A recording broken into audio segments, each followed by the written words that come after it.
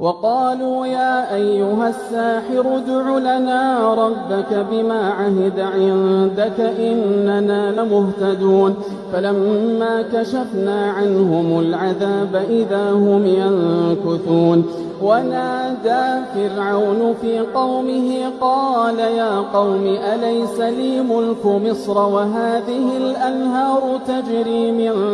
تحتي أفلا تبصرون أم أنا خير من هذا الذي هو مهين ولا يكاد يبين فلولا ألقي عليه أسورة من ذهب أو جاء معه الملائكة مقترنين فاستخف قومه فأطاعوه إنهم كانوا قوما